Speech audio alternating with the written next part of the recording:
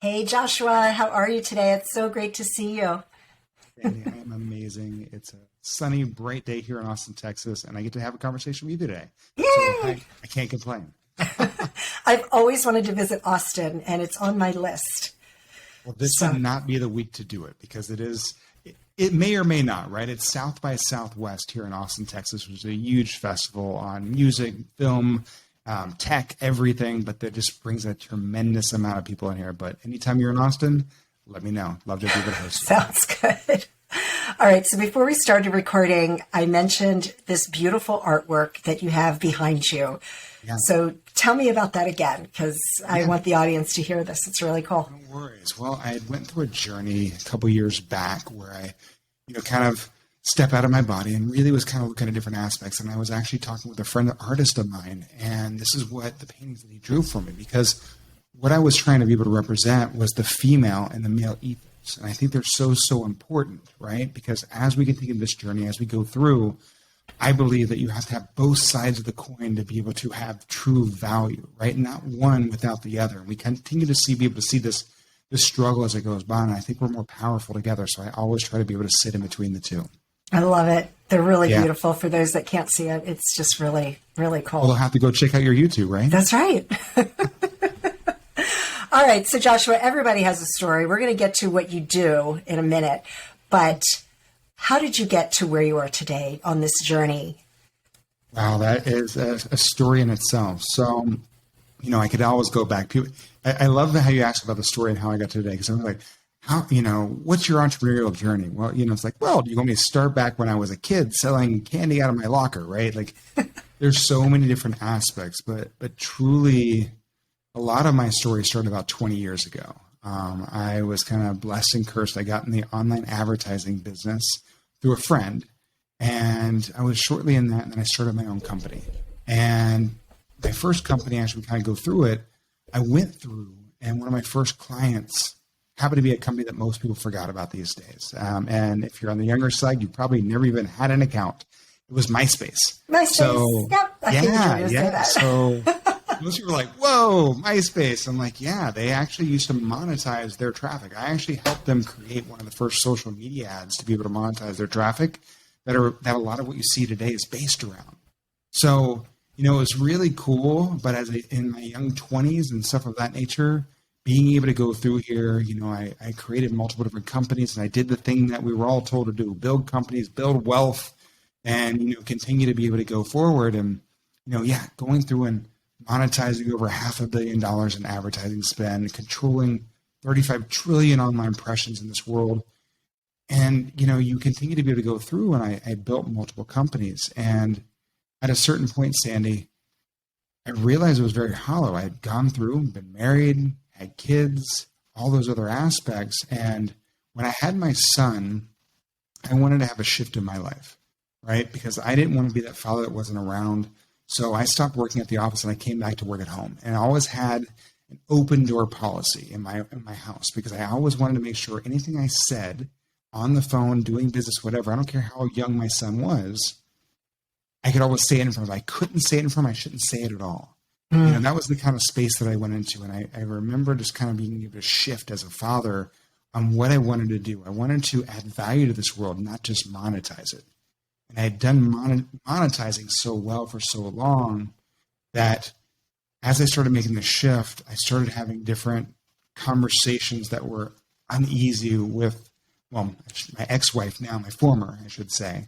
And there was just a gap in between us. And I remember at different points, it just felt so out of touch and out of line because at this point in time, I concentrated so much on wealth that, I was going through this whole path of really my friends were monetary. I had no vision about where I was going. I just knew where I was at. And everything was this whole work-life balance. I was even like 45 pounds overweight and I'd never been overweight in my life because I kept on going through this whole balance that we're taught to be able to do. And I remember being in my office. And I remember at one point, Sandy, that the office doors closed. And that office became not only a sanctuary for me to be able to escape everything, but also a coffin where I would stare at the wall every single day, contemplating if I should be on this world or not. Wow. And it was a huge shift. I mean, it was that one point where I didn't know. I mean, so many people go through this thing. And, Sandy, I was really blessed that I had a friend of mine that kind of gave me the permission, not only to take my own life back, but to be able to give my former hers as well and be able to move forward. And yeah, at a certain point, I decided that I was going to go through divorce, going to, be able to move forward. And I was running 10 companies at the time. My lawyers told me it was going to take 3 years to be able to shut them down and be able to go through everything. So I said, no, close them, liquid everything. I can always make back more money. I can't make more time. And so at 36, I closed everything down. I walked away with a little bit under $1,000 to my name to be able to save time for my kids. And I moved back with my parents. Wow. And started my life over and kind of started where I am today. Wow. That's pretty remarkable and kind of courageous. It was at first it was freeing. And then it was very scary because I hadn't worried about money for a long time. Because my companies that I was running at those times were ranging anywhere from 6, 7, 8 figures because I knew how to make money. But I didn't know how to make myself feel fulfilled, right? That wasn't fulfilling. It wasn't making me happy. I wasn't adding impact to this world. I had 2 kids at that point in time. So, and I think a lot of it, and this is why I wrote my book, because I wanted to talk about all the things that I was told that I shouldn't share. One, as a man, as an entrepreneur, as a business owner, all these things that like these, what they call is, these falls, these failures, whatever they might be. And so I wrote my book, Balance is BS. Well, I'll keep it PC, it's, for that aspect. And it's all about living that integrated life. And that's where I started really having this shift in my own life and understanding not only how I can integrate that and integrate the things that make me powerful in my world, but how can I share those things that had hurt me in my past that I was too scared to be able to share with everyone. And hopefully that no one else will be able to find themselves in the same situation I did. I love that. And I'm a Libra. And I'm not into astrology or anything like that, but I mean, Scorpio. I've studied it, but it's so complicated that it's like, another lifetime. But I spent years trying to find balance. And it's kind of like the Libra, it's the scales, and I finally realized that there is no such thing. No, it's unachievable. It's unachievable. Yeah. Completely. It's about being able to find that integration. I like it. Yeah. I mean, that's what it's about, right? Like, just think about, like, visually for everyone that's listening. If Sandy and I were sitting here talking to each other and I'm standing on one leg and she's standing on 2 feet, grounded and integrated with the earth, like, who's going to last longer? I don't care how my abilities are. Sandy's going to be staying there a heck of a lot longer than me standing trying to balance on one leg. And so, you've got to be able to find the things that integrate you and give you power, because if we're going to fill from our cup to be able to add to others, we have to be able to fill our cup first. Yeah. But I love how you say integrate, because it's really, I haven't heard that before. I love that. Yeah. It's all about that life integration. I mean, I figured that, like, my core pillars were like, family, being able to health, being able to communicate, all these different aspects.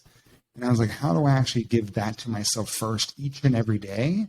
So, we're on the Happiness Solved, podcast, right? Like, how do I actually make myself happy, right? Because I want to be able to extend that to others. But so many of us start our day and be able to go through and we set precedents that we're not the most important part in our lives.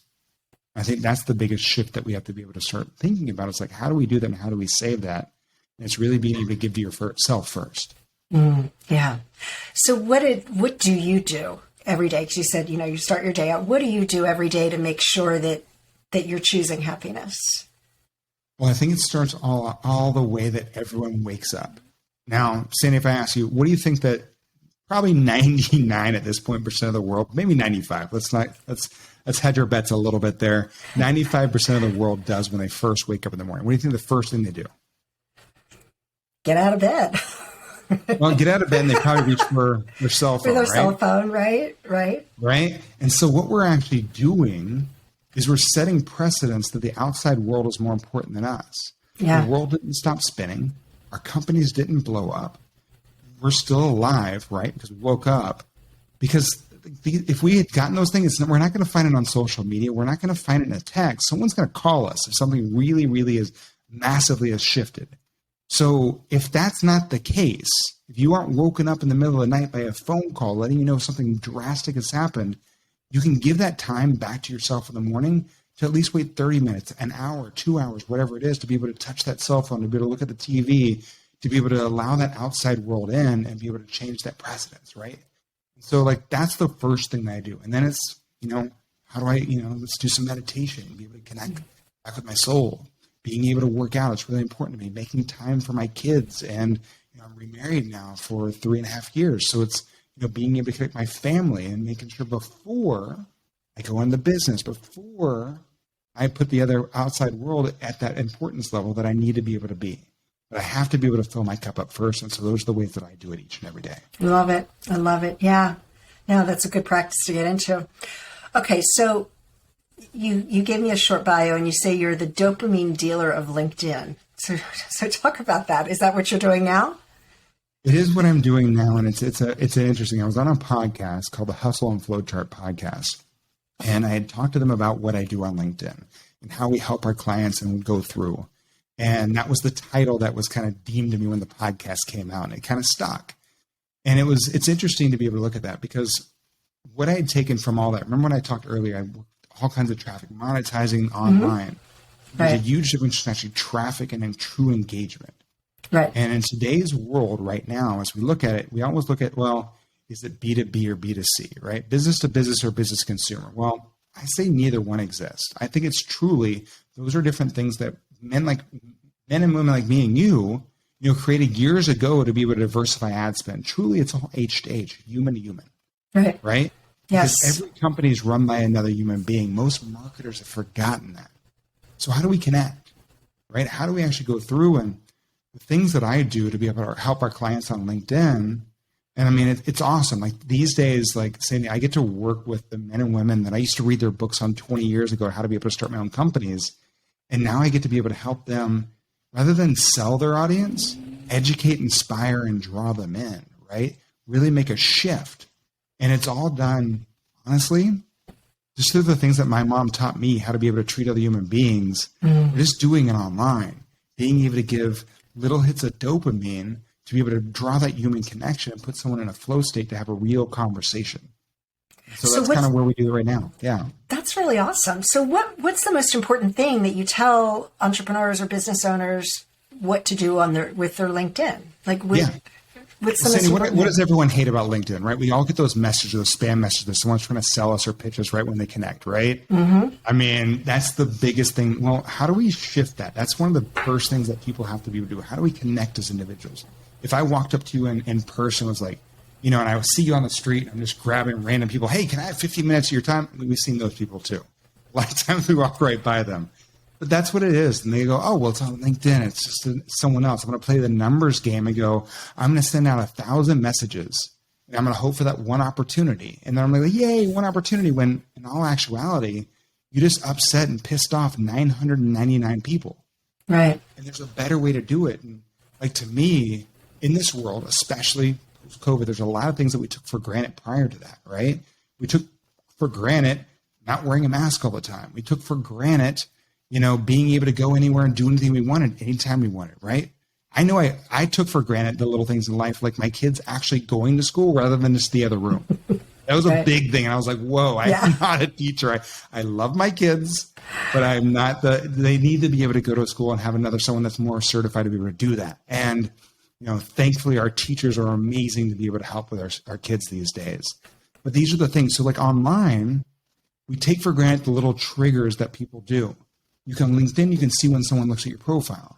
You can also, no matter what social platform, you can see when someone likes or comments on your post. Right. Well, I was been told to appreciate these little things. Those are things that we've taken for granted because in this world, we've been conditioned over the last 20 years by these social media companies to comment, like, share, post, comment, like, share, post, comment, like, share, post, right?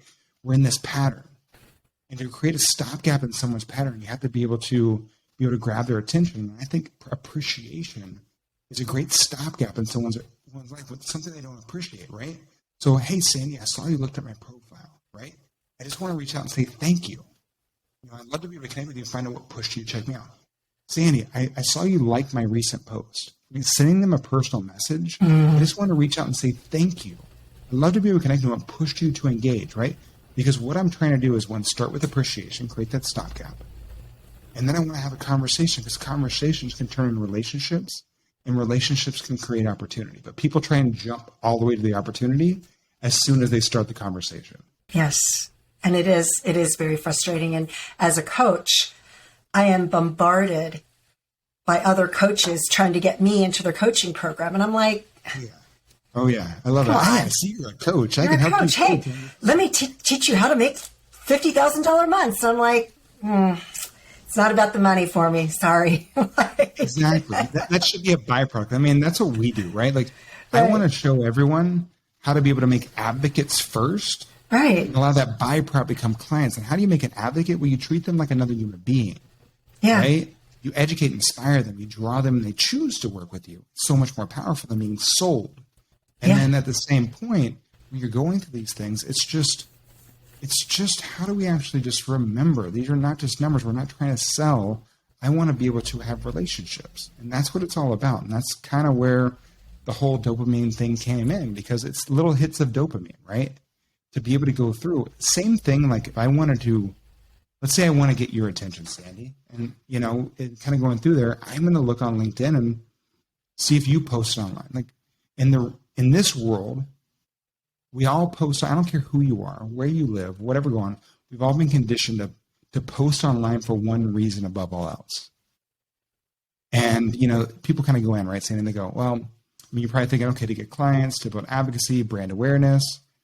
But we've conditioned to look for those little hits of dopamine we all get when someone likes or comments on our post, right? Mm-hmm. And we're like, put it out there. We go, all right, someone going to like it? Oh, did I get their approval that it's going to go in? Even if one like, right? We're looking for that first one. So in that same situation, if I want to get someone's attention, I give first. I become a dopamine dealer. I'm going to like your post. I'm going to comment on it. And I'm going to reach out and say, hey, Sandy, I saw your recent post on this amazing podcast you did with Joshua B. Lee, right? It was, thank you so much for sharing that. I love that, right? It's such more a human way to be able to connect and start a conversation. Yeah, for sure. For sure. So that's the shift. It's truly, how do you actually start the relationship? And I think if people shifted that on that platform, so much more opportunity. I love that. So when did your book come out? It came out 3 years ago. 3 years ago, and what is the exact title again? It is. Okay, so it is The Balance of Bullshit. Yep. Balance is bullshit. How to successfully integrate work and life. Okay, it was all the things, Sandy, that I was too scared to reveal to people, right? I mean, I talk about different things like a bad business decision that I was in Las Vegas at the Palms Casino, and I made a $1.3 million business bet that ended up costing me almost $10 million over the next year. And it's just those things that we go through, being able to go through from the best man at my first wedding stealing over $1 million from me. Like, oh my gosh. And like how I took and shifted from just being this whole work-life balance that we've all been fed that hurts more people than it actually helps, and how I was able to shift in what I did each and every day to be able to get to where I am now. Love it. Love it. Thank you. I wanted you to elaborate a little bit more on that. And you can still find it on Amazon. Yep. It's on Amazon, still there. And, I think I probably, I never really did the whole, just like you said earlier, it's not about the money. Like when I did the book was for me, right? To be able to release all these things that were this heavy weight, like that I was holding on my back the entire time, that I had to be able to release to be able to come into who I am today. Because I think the biggest thing when I made my shift in my life and had my reset, it's that perception of other people's perception that drives most of us crazy. Right? It's like I can't go sit here and go, oh, I'm perceiving what Sandy thinks of me. Unless you tell me, I won't know, but that drives most of us crazy. And that was my whole thing. I still had perception of who I was, and that people held that perception. So for me to be able to break that, I took the book out. I shared on social media, hey, this is what happened. And I'm very open and honest about where I've been, in hopes that no one else will be able to find themselves, and maybe they'll learn, be able to hear something. So honestly, I carry these books around with me everywhere, and probably give away more than I sell. Yeah, that happens when you write a book. It's okay though, right? Yeah. If you write it for the right reasons, Yeah. and it can help, even if it's one person, they read it and they go, Yeah. wow, I needed to hear that today. Yeah. all it That's matters. that's exactly right. That's Yeah. what it's about. That's totally what it's about. I was going to ask you one other question, and now I forgot it. Sorry. Sometimes I just get talking and then I just throw a loop in everything. It's okay. It's okay. Now, do you have a website? We do. Standoutauthority.com. Standoutauthority.com. You know, I'll tell you, Sandy, I mean, like, I love when people reach out. Again, I talked about relationships and being able to go in. Like, LinkedIn is that power platform that I do. So, like, when someone wants to be able to reach out and connect with me, I always tell them, especially if you hear me on your podcast or on the YouTube channel, like, reach out to me and tell me, hey, send me a personalized message, right? Not just the blank connection request. I want you to send people to send me that personalized and say, hey, I listen to Sandy. I listen to Happiness Solved podcast.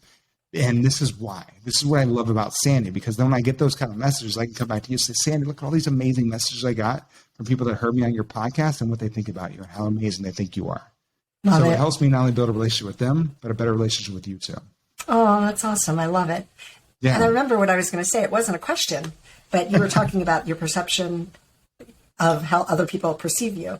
And a friend of mine, my gosh, it was probably 25 years ago, she said to me, Sandy, what other people think about you is none of your business. There you go.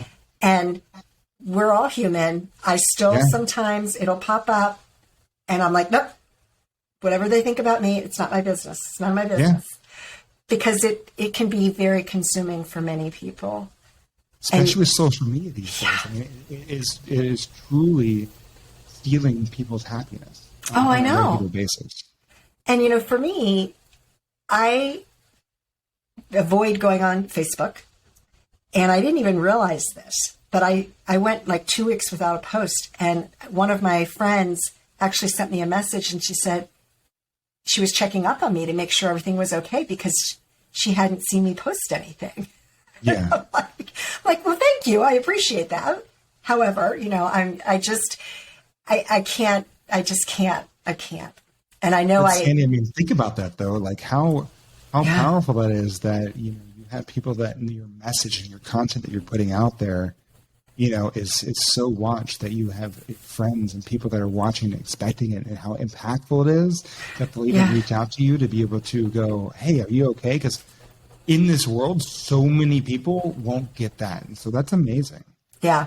No, it was very sweet. I mean, she's a very close friend of mine who moved out of town, and I finally, you know, I have someone that manages my Instagram account, and I finally was like, "Can you? I have 2 other Facebook pages. Like, can you manage those too?" And he was like, "Sure." Like, thank you. Yeah. I'm like, I can't. I can't keep up with it. There's so many hard. things going on. It's just, yeah. It's hard to be able to go in there, and it takes away from if that's not what you are really doing. Like, there's people that have that for a job, and that's amazing. That's what they do. Like, Yeah. we go through and we are the human algorithm behind some of the biggest thought leaders and change makers on LinkedIn. And we feel very blessed to be able to do that. Yeah. But we are that because of the fact that they need to be able to stay in their zone of genius and what they do. Yeah. And it can be hard to be able to manage the social and create all the content, be able to go in there and still be able to be that person that's trying to be able to shift and change the world each and every day. Yeah. Yeah, it is. It's hard to manage everything for sure. Yeah, so much, so many social medias. It's like, okay, where do you spend your time? Are you tweeting this? And honestly, I can't dance very well, so luckily I'm not going to be on TikTok yet. Yeah, I every now and then I do audiograms of the podcast. My editor does an audiogram, and every now and then I'll put them up there, and I'm like, TikTok is it's for the younger generation, I think. I don't know. We're having more fun these days. I mean, I'm very blessed. My wife now, as I said, a little over 3 years that we've been married, and she left corporate about 8 months ago, and so she's actually my partner at Standout Authority, and it's really amazing to be able to have that yin and yang of her from the corporate side, me on the entrepreneurial side, and so we do a lot of social audio rooms now these days, and it's really been interesting because I mean podcasts and. We're talking about, creating our own podcast here coming up later this year, which will be fun. But, as we continue to be able to go in, it's such an interesting shift, especially this year. I see it's the year of the audio influencer, and podcasters have such an early start on it because people don't want to. It's not about being seen anymore. It's about being heard, because being heard is so much more powerful because you get to be able to hear someone's voice. And I think that cuts through to our soul so much better than going, oh, there's a picture of somebody else or there's a video. Right. Really being able to hear their voice, the tonality, how they use their words, all those things are so much powerful. And I see that being a big shift over the next year or two. Nice. Well, that's great. Joshua, is there anything else that you want to share with the audience that we haven't talked about? Sandy, we've really covered everything. I mean, truthfully, I want everyone to just really take in consideration, one, balance is bullshit, right? Like, you have to be able to find out what makes you powerful, what fills your cup and what goes through. In the same time, if you're using social media, you're going through that, take time, take breaks. It's okay. Like, the world is not going to stop spinning as long as you continue to keep pushing forward, and each one of us are a ripple that can create a tidal wave on this world, change and happiness. Love it. Love it. Thank you so much. I really enjoyed this conversation. Thank you, Sandy.